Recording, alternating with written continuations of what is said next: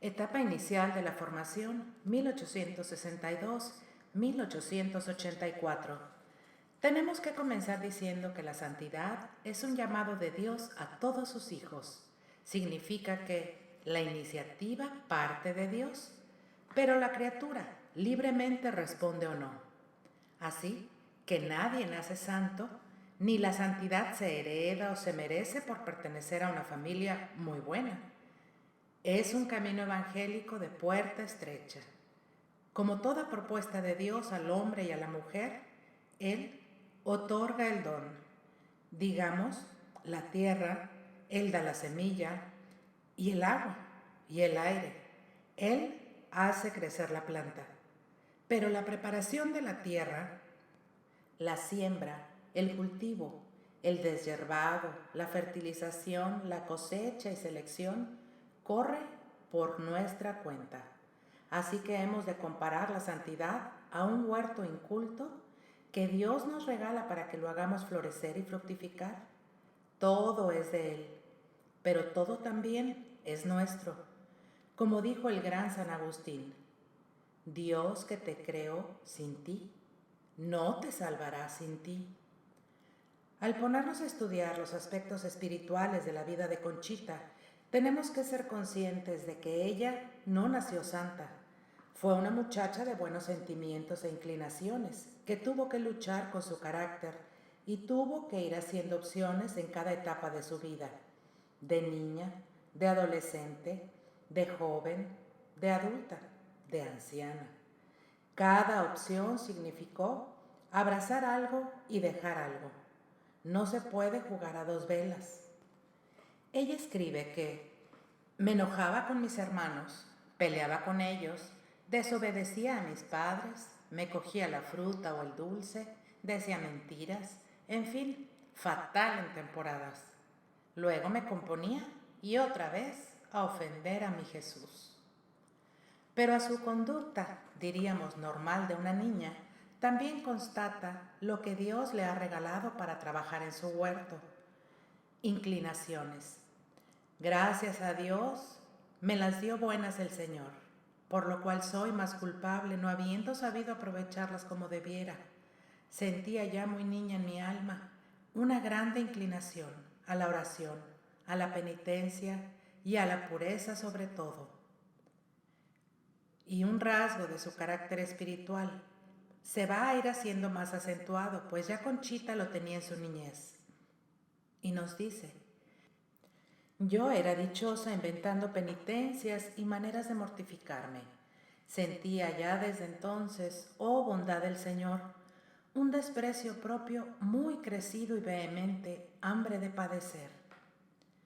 Pero todas esas inclinaciones y atractivos hacia lo espiritual eran vividos por Conchita en medio de la sencillez de su condición familiar. Y comenta, yo crecí entre mis hermanos y jugaba a las mulas, a cosas de hombres, pero a pesar de 1000 planes de Satanás, el Señor me guardaba de una manera admirable. La realidad común y corriente era que Conchita entraba en los revoltosos juegos de sus hermanos, que en las haciendas se hacían más toscos y rudos. Vivía yo entre hombres. Mi hermana mayor, Emilia, se casó cuando yo tenía 6 años. La menor se murió de 3 años siendo yo muy chica, Carlota. Y Clara, a quien yo llevaba 4 años, era la que más se me acercaba. Así es que mis juegos generalmente eran con los hombres. Me enseñaban a hacer circo, trapecios, etc. Jugábamos a carreras de caballos y mulas y cosas de hombres. Mi madre enferma y yo me escapaba a juntármeles. Poco se podía evitar, aunque a decir verdad, pronto me fastidiaba el ruido y huía a la soledad. Las reflexiones que Conchita hace sobre la protección de Dios, providente en su vida, y los esquemas sobre su predestinación a las cimas místicas, es evidente que son a posteriori. Mientras duró la niñez, adolescencia y juventud, vivió plenamente esos dos lados complementarios de su personalidad: la pasión por el juego, la actividad, el amor a los caballos, el gusto por el campo y la naturaleza, la atracción al riesgo, al peligro, la alegría expansiva y su inclinación a la soledad, la penitencia, la oración, es decir, sus marcadas inclinaciones religiosas. Una cosa no se oponía a la otra, al menos al principio. Poco a poco se van a ir dibujando con más precisión los rasgos espirituales que la van a definir en el futuro. Cuando ella más adelante en el tiempo reflexiona en estas cosas, se va a dar cuenta de que el Señor había sembrado en su vida esas semillas que fueron creciendo casi sin darse cuenta. No quisiera abrumar con los textos, solo marcaré 5 o 6 aspectos que después serán como los distintivos de su espiritualidad personal y que heredará a su familia espiritual. La oración. En torno del cielo puro, árboles y soledad van a inspirar en Conchita deseos de comunión con Dios, casi de una forma espontánea y natural. No es nada forzado ni con técnicas, es la simple constatación de que la naturaleza en su estado incontaminado es la maravilla creada por Dios. Por eso, una persona, una jovencita nada superficial, encuentra el porqué de la existencia de esos bellos parajes. El campo, los pájaros, la naturaleza y aquella paz y aquellas puestas del sol siempre me llevaban el alma a Dios desde muy niña. Me deleitaba la soledad de los bosques y aunque siempre por ellos iba cantando, a veces eran tan fuertes en mi alma los levantamientos hacia el Creador de todo aquello que procuraba quedarme atrás y gozar en silencio interior que me absorbía. Pureza.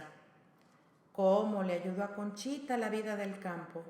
Su transparencia y su sencillez serán el sustrato de una gracia distintiva en ella. Tiene los ojos limpios para ver todo y tiene los oídos sin prejuicios para no mancharse, pero sobre todo tiene el corazón puro para no mirar mal donde no lo hay. Se ajusta a la constatación de Jesús en el Evangelio, que dice: del interior brotan todas las maldades, la malicia es fruto del pecado. Oh, y qué modesto ha sido el Señor en sus favores para conmigo. Le debo también la incomparable gracia de que siempre me chocaba y repugnaba lo menos recto. Sufría yo mucho con algo que viera torcido, oculto, misterioso, de mentira o engaño. Andábamos con mi padre, que le gustaba mucho el campo, por montes y caminos, a caballo, con mozos y toros, y ganados y ocasiones de oír a esa pobre gente muchas cosas. Pues aunque sea feo que yo lo diga, debo decir la verdad. En materia de pureza, siento como que mi alma nada la ha manchado, nada le ha alcanzado. Yo siempre, siempre he visto las cosas con sencillez y nunca me ha hecho nada malo, es decir, yo nunca he tenido malicia y muchas veces me ha hecho falta, yo creo. Fui niña y fui joven con 1000 peligros, y fui casada y soy viuda y siento igual que a los 3 años. Horror a lo que no sé qué es, temblor ante cualquier conversación o peligro. Me siento de veras como lejos del mundo que piso, como envuelta en 1000 velos que, vedándome los ojos, me cubren la impureza de la tierra. ¿Cómo pagar al Señor tantos favores? Su amor a la Eucaristía. El acercamiento de Conchita por primera vez al sacramento del amor se realiza como en la mayoría de las niñas y niños, en el contexto de una fiesta que saca de la rutina ordinaria, especialmente en las chicas por los elegantes vestidos de seda que entonces se usaban, llenos de flores y encajes, que las hacían parecer como pequeñas novias. El posterior desarrollo de la intimidad entre Jesús y Conchita será como una historia de amor y fidelidad, digna de ser contada. La primera comunión la hice el día de la Inmaculada, que cumplía 10 años, o sea, el 8 de diciembre de 1872. No recuerdo, por mi tibieza y tontera, nada de particular ese día, sino un inmenso placer interior y gusto del vestido blanco. Hay varios estudios sobre esta relación de Conchita y su adorada Eucaristía, y de ello sobresale el libro de Juan Gutiérrez. Este es mi cuerpo, esta es mi sangre, la experiencia del misterio eucarístico en Concepción Cabrera de Hermida. Mi amor desde entonces a la Sagrada Eucaristía iba siempre en creciente, y desde entonces tenía particular gusto en frecuentar los sacramentos hasta que, llegando a los 15 o 16 años, ya me dejaron comulgar 4 o 5 veces por semana, y poco después diariamente. Yo era feliz, felicísima recibiendo el Santísimo Sacramento. Sentía el ser una necesidad indispensable para mi vida. Y cuántas veces, después de bailes y teatros, fui a comulgar al día siguiente por no encontrarme manchada. El sacrificio. Este rasgo esencial en el perfil espiritual de Conchita tendrá sus raíces desde la infancia. No podemos ignorar que ha sido un aspecto muy discutido y estudiado. ¿Cómo es posible que una niña sienta atractivo por hacer penitencias y mortificaciones personales? ¿No sería una expresión masoquista de su carácter? ¿No sería un disturbio de su personalidad? ¿No sería un patente reflejo de la ascética dolorista de la época? No es este el campo para responder a esas preguntas que nos hemos hecho y que, por otro lado, han sido suficientemente respondidas en el estudio amplio y profundo del Apositio para su causa de canonización. Para mí, era una inclinación natural en ella, que fue profundizando en su contemplación del crucificado y que llegó a ser parte de su perfil personal al asimilarse a ese varón de dolores. Pienso que nosotros, hombres y mujeres del siglo del confort, nos asombramos o nos escandalizamos de que alguien se asimile de esta manera al crucificado.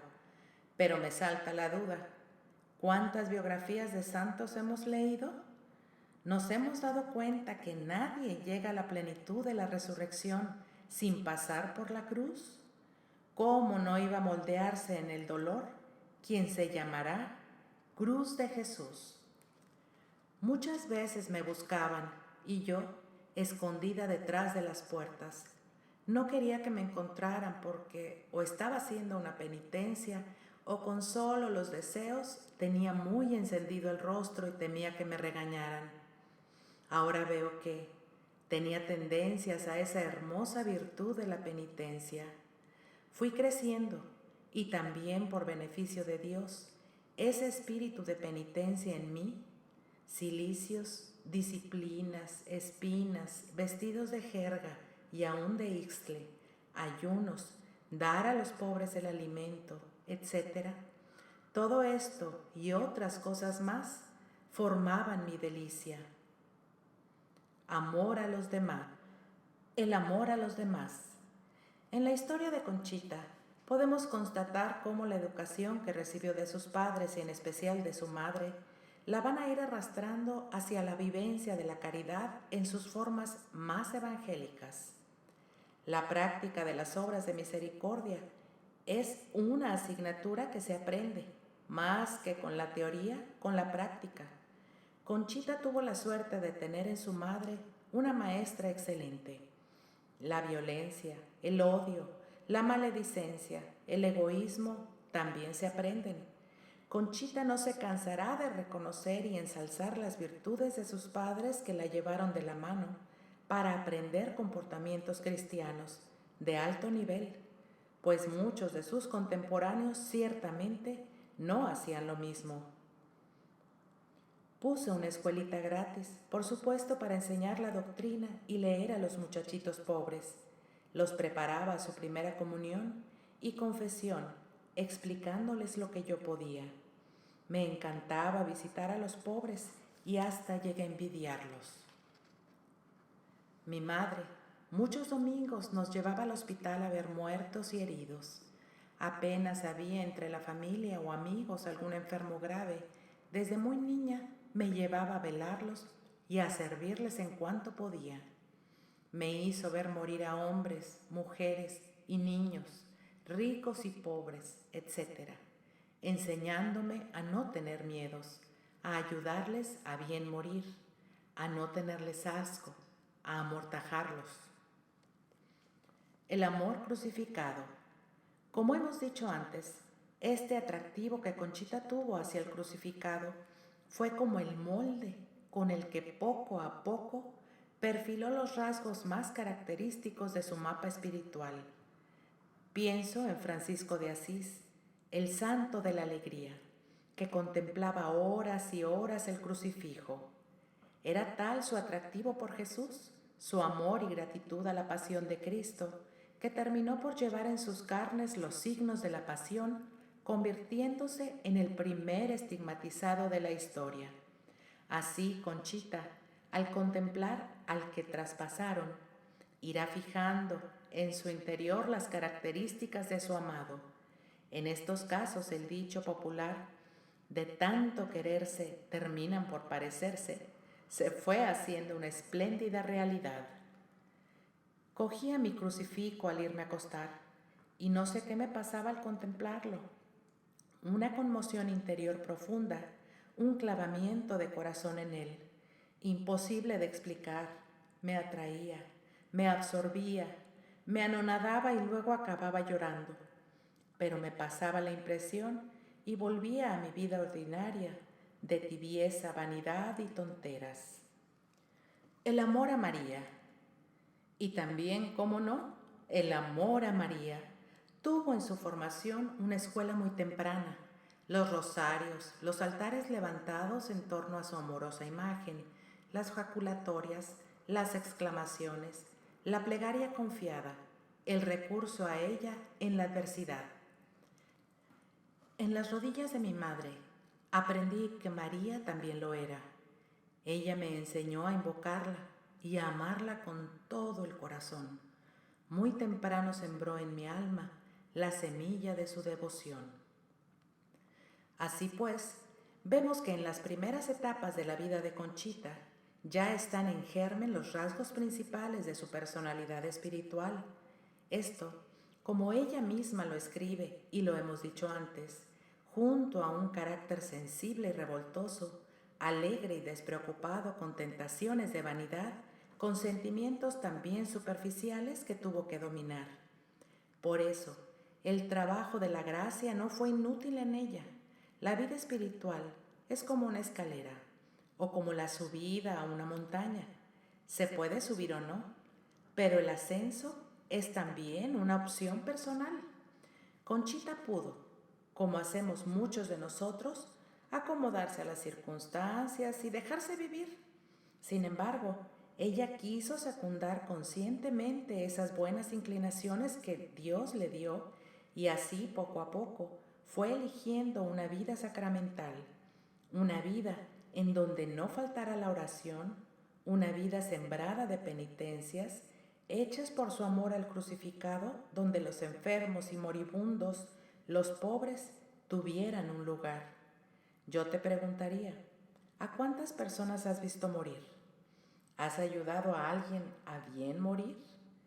¿Qué lugar real ocupan los pobres en tu vida? ¿Has secundado la educación cristiana y los ejemplos que tus padres te dieron? El noviazgo. Hay también un aspecto que no debemos pasar por alto. Cuando ella era todavía muy niña, va a conocer al que más adelante será su marido, Francisco Armida García. Lo que vamos a descubrir a continuación será un rasgo muy relevante de su personalidad espiritual, la fidelidad. Veamos por qué. En esta época, 1875, y a caballo, me conoció mi marido según me contaba. Me repugnaban los bailes, pero ya con el vestido largo era costumbre concurrir a ellos. Recuerdo que para el primero, que fue en un día 12 de diciembre en la familia, ya era hora y yo no me quería vestir, mejor acostar, pero tenía en mi casa compromiso y fui. Ahí me presentó uno de mis hermanos al que fue mi marido. El día 16 de enero de 1876 Me llevaron a un baile de familia. En San Luis se usa mucho bailar y ahí se me declaró Pancho en toda forma y acto continuo le correspondí. Yo nunca había oído hablar de amores y voy oyendo que sufría si yo no lo quería, que sería muy desgraciado si yo no le correspondía y cosas por el estilo que me dejaron fría. Yo no me creía capaz de inspirar cariño. Se me conmovió el corazón y se me hizo tan raro que sufriera aquella persona porque yo no lo quisiera, que le dije que sí lo querría, pero que no sufriera por tan poco. Conchita, siendo una niña, acepta por motivos casi diríamos de compasión a un muchacho que para abordarla se hace la víctima. Francisco usó una técnica de adolescente, tenía 17 años, que hoy nos hace sonreír, pero que tuvo su eficacia, pues esa muchachita ingenua y de buen corazón no quería por ningún motivo hacer sufrir a nadie. Por eso consintió en amarlo, para no hacerlo sufrir. Pero también ella, ingenuidades aparte, fue haciendo la experiencia de quién era ese muchacho con las técnicas amorosas chantajistas. Lo fue conociendo. Y así, Conchita escribirá: tengo que agradecerle a Pancho, que jamás abusó de mi sencillez. Fue un novio muy correcto y respetuoso, y yo siempre, desde mi primera carta, lo llevé a Dios.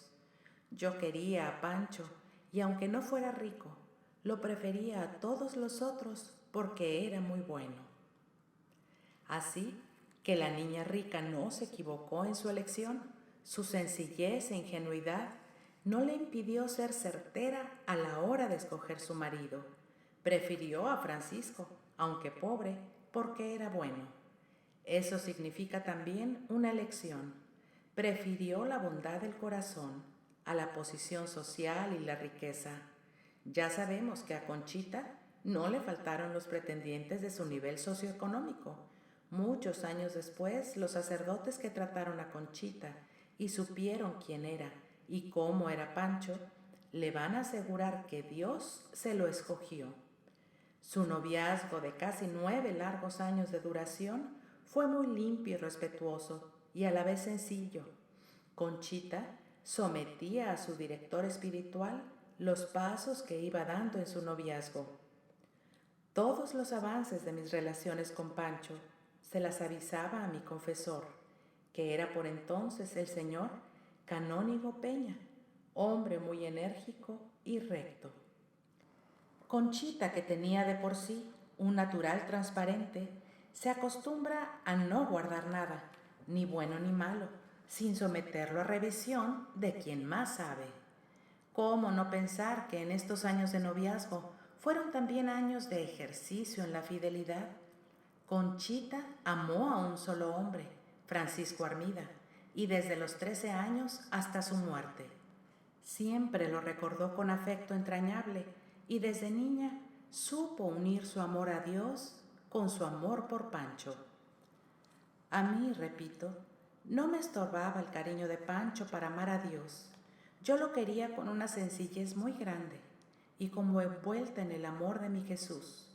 No veía para mí otro camino y le decía, cuando comulgaba a mi Jesús: mira, Señor, yo quiero casarme y que me des muchos hijos que te amen y te sirvan. Tú ves que yo nada valgo y así ellos te amarán por mí. Con la mayor frescura que le decía yo todo esto sin entenderlo. Válgame el Señor y bendito sea. Tenemos que destacar otros rasgos importantes de la personalidad espiritual de Conchita que se irán acentuando, purificando y haciendo de grandes quilates. Como ya hemos dicho, la fidelidad a una relación y segundo, la sencillez evangélica. La fidelidad. En el entorno social en el que se movía la familia Cabrera Arias, Conchita no pasó inadvertida. Alta, bien formada, de buen cuerpo, muy blanca, de pelo castaño claro, con unos hermosos labios y aquellos ojos azules que le daban alegría y bondad a su rostro.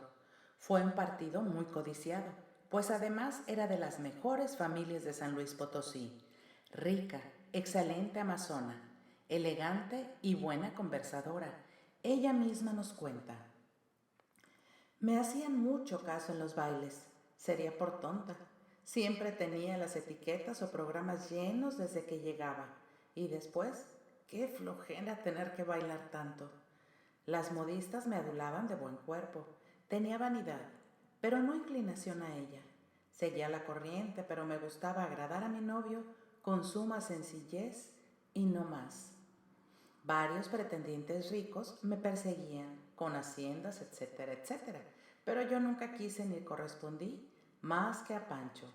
Alguno se dirigió a mis padres para comprometerme, pero ellos no coartaban mi libertad y solo me aconsejaban prudentemente. Conchita se sostuvo en la elección que hizo siendo casi una niña, no por terquedad, sino porque encontró en Francisco Armida la comprensión, el respeto, el cariño y la valoración hacia su persona que la afianzaron en la fidelidad. Ni el propio gobernador de San Luis Potosí, que también le hizo la corte, logró moverla de su decisión. La sencillez evangélica es una virtud difícil de definir y más difícil aún de explicar. Sin embargo, los mismos comentarios de Conchita, regados aquí y allá, nos hacen ver de qué se trata. Comencemos por decir que Conchita era muy ingenua, que no es lo mismo que tonta, como ella a cada rato se llamaba. Tonta, boba, simple. No, la inocencia, como mejor podríamos definirla, es el estado del alma libre de culpa. Por eso, el inocente es candoroso, fresco, sin complejos. Así era Conchita, inocente. Así le decían de apodo sus hermanos con ironía y espíritu burlón, pero cariñoso, inocencia. Desde luego que ese ser inocente contribuyó en la manera sencilla de entender el mundo y las relaciones de esta muchacha. Pero lo que ilustra aún mejor este punto me parece que son estas cosas que ella misma escribió. Ya de grande, en bailes y teatros, cuántos peligros corrí, de que ahora me doy cuenta y sin embargo yo siento que no me manché, porque o no entendía o sufría. No puedo tener malicia, digo, entender la malicia, esto me es imposible. Siempre he visto las cosas con sencillez, nunca se me ha hecho nada malo, es decir, yo nunca he tenido malicia. Esta es la clave de la sencillez de Conchita, no tener malicia, no ver maldad en donde no la hay. Ella creció, según lo declara poéticamente, como la hierba de los campos al natural.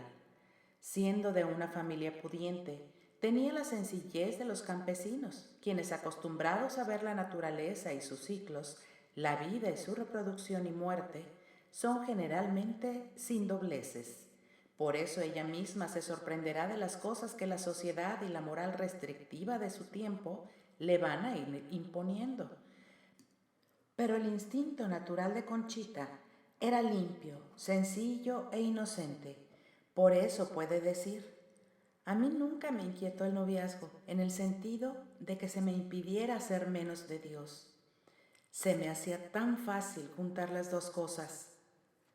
Una moral rigurosa, como la que había en tiempos de Conchita, la va a ir modificando. Ella observa con su acostumbrada claridad. A mí no me parecía que me manchaba, y muchas veces fui a comulgar al día siguiente de teatro o baile, hasta que me dijeron que no era propio y mucho sufrí. Ese me dijeron que no era propio tiene una gran carga de opresión en su percepción de las cosas. Podemos decir, a manera de resumen, que gracias a los dones que Dios puso en ella, a sus buenas inclinaciones, a la esmerada educación que le dieron sus padres, en especial su madre, Conchita contaba con un buen número de cualidades y virtudes, pero a la vez era sometida a una tensión debido a su manera de ser, a su entorno social y familiar, que la hacía oscilar entre momentos de fervor, de oración y penitencia, de grandes aspiraciones e ideales, y por otro lado, frecuentes momentos de superficialidad y ambiente banal, de confort, de vanidad por los vestidos, las alhajas, por la competencia, el lucimiento social y el deseo de figurar. Hubo, sin embargo, un hecho dramático que ella llamó su conversión. Como en la vida de muchos santos, esos momentos son aprovechados por el interesado de una manera radical para centrar un camino que apenas estaba esbozado. Y eso sucedió con Conchita el 15 de septiembre de 1883, cuando ella estaba próxima a cumplir los 21 años. Su hermano Manuel, el mayor de los Cabrera Arias, murió acribillado por un huésped mientras tomaban café en el comedor de la hacienda de Jesús María. El huésped era Francisco Cayo Moncada, conde del Jaral de Berrio, dueño de la hacienda del mismo nombre y vecino de Jesús María. Manuel Cabrera, en ese entonces de 34 años, casado y con 3 hijos, había recibido la visita de Pancho Cayo, como le llamaban al conde, y se había empeñado en detenerlo a comer. Después de los alimentos, cuando tomaban café, al pararse don Pancho y volverse a sentar, se atoró el gatillo de la pistola que llevaba al cinto, se disparó, y la bala le entró a Manuel por un carrillo, saliendo por la cabeza. Los sesos se estamparon en el techo del comedor. Murió instantáneamente. El suceso ocurrió a las 2 de la tarde. A las 10 de la noche, Octaviano y Clara, padres de Manuel y sus hijos, entre los que estaba Conchita, llegaron a la hacienda. Los padres se pusieron como locos. La situación era tremenda. Conchita dice que a su hermano primitivo que presenció el hecho le nació la vocación de jesuita y a ella el terrible golpe la vino a sacar del mundo y sus vanidades para acercarla más a Dios. De ahí en adelante hubo un cambio sustancial en Conchita. Fue muy cruel este golpe, pero muy saludable para mi pobre alma, tan divagada y tan distraída, y aún para toda mi familia. Volví con el luto, a darme más a Dios, a pensar más de cerca en Él, desprendiéndome de la corriente que me llevaba a las vanidades de la tierra. A partir de esta sacudida que recibió con la violenta muerte de su hermano mayor, se podría decir que todas las virtudes y aspiraciones que llevaba desde la niñez van a ir adquiriendo peso específico y a la vez las vanidades y lo superficial se van a ir diluyendo. Al recordar todo aquello, Conchita escribe un bellísimo texto, digno de las mejores plumas cristianas, de un San Agustín, de un León Magno, de una Teresa de Jesús o de una Teresa de Lisieux. Yo presentía dentro de mí, Señor, casi sin conocerte, tu presencia, tu hermosura, tu poder y tu bondad, y al recordar mis sentimientos ocultos de niña, de joven, de casada, de viuda y de todos los estados por los que he cruzado, mi alma llora de gratitud, porque tú, mi Dios, ocupabas ya, sin yo saberlo, el fondo de mi corazón, lo íntimo de mi ser, la parte más noble de mi espíritu.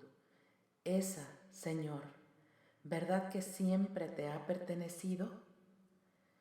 Con ese amplio bagaje, esta joven que ha vivido entre privilegios, con una vida de sociedad muy activa, en medio de un ambiente campirano con poquísima instrucción académica y que ha sufrido un rudo golpe familiar, llega al matrimonio con el regiomontano avecindado en San Luis Potosí, Francisco Armida García. Las motivaciones que Concepción tuvo para contraer matrimonio son muy interesantes y han quedado consignadas en sus escritos. Vale la pena conocerlas. Yo sentía un vacío muy grande dentro del alma, que pensé llenarlo casándome con un hombre tan bueno y que me quería como Pancho. Llegó el día que fueron a pedirme. Mi madre lloraba. Mi padre me preguntó que qué contestaba, que si quería casarme, y yo le contesté que sí, porque yo quería a Pancho. A los 13 años conocí a Pancho y me entregué a quererlo. Siempre a Dios primero, aunque sin ver otro fin que casarme con él. Le pedía a Dios esto, y que me diera hijos para que lo amaran, viendo que yo no servía. Esta es la carta 33 de Conchita al padre Félix, el 30 de abril de 1903. Pensaba que casada tendría más libertad para mis penitencias, y esto me encantaba y me tranquilizaba. Yo mucho le pedí a mi Jesús que me ayudara a ser una buena esposa, que hiciera feliz al hombre que iba a darme por compañero. Comentando estas motivaciones, podemos sacar en claro que Conchita quiso casarse con Francisco Armida García porque lo quería y él correspondía a su amor. Deseaba hacerlo feliz, pues era un hombre bueno. Con él quería tener muchos hijos que amaran a Dios, ya que ella se siente que no vale nada y el amor de sus hijos harán fuerte esa pasión tan profunda que ella siente por su Dios. Y además, como de paso, presiente que encontrará una mayor libertad para orar a sus anchas y hacer sus penitencias sin que nadie le ponga obstáculos. Como veremos más adelante, no se equivocó en ninguna de ellas. Matrimonio. El día 8 de noviembre de 1884, cuando Conchita cuenta con 21 años y 11 meses, celebra su matrimonio religioso con Francisco Armida García, de 25 años. Ella va vestida con un precioso traje de seda blanca, muy elegante, lleno de azares, confeccionado en París, con su velo y corona de flores del naranjo, adornada con unos magníficos broqueles de brillantes, una cruz de las mismas piedras, un collar, anillos. Recibió muchísimos regalos, vestidos, felicitaciones. El matrimonio lo celebró su querido tío materno, el canónigo Luis G. Arias. La ceremonia fue a las 8 de la mañana en el camarín de Nuestra Señora del Carmen, en la iglesia del mismo nombre. Después, los ya esposos regresaron a la casa de los padres de Conchita para recibir las felicitaciones y proceder al matrimonio civil. Después, la fotografía, de la cual conservamos buenos testimonios, y finalmente se dirigieron a la quinta de San José, donde fue la comida y el baile. Conchita, durante su fiesta de matrimonio, pide a su ahora esposo 2 regalos, que él le promete cumplir, que la dejará ir a comulgar todos los días y que no fuera celoso. El marido, todo un caballero, cumplirá fielmente su palabra empeñada en tan solemne ocasión. Hacia el atardecer, los recién casados, por consejo de Octaviano, el hermano de Conchita, abandonan la fiesta casi a escondidas, sin despedirse de los padres para no hacerlos sentir mal. Conchita sale muerta de vergüenza, llorando, pues se le hacía feo quedarse a solas con Pancho. El flamante esposo, para consolarla, manda traer a algún familiar de Conchita para que los acompañe a cenar. Aquí se cierra, con el matrimonio, el primer escalón de la vida espiritual de Conchita, que hemos llamado de formación, pues hemos hecho notar que ella se fue formando en la oración, la sencillez, la pureza, la penitencia, la fidelidad, el amor a la Eucaristía, al crucificado, a los pobres, en la sencillez evangélica. Tuvo que luchar contra las tentaciones de la vanidad, el lujo, la apariencia, el deseo de aparecer, el amor a la diversión y al peligro. Vivió un golpe que le hizo comprender la caducidad de las cosas y sacó en claro que desde dentro de su corazón una voz interior le advertía insistentemente que frente a las adulaciones, modas, paseos, diversiones y otras cosas peligrosas, ella debía recordar: Tú no naciste para esto.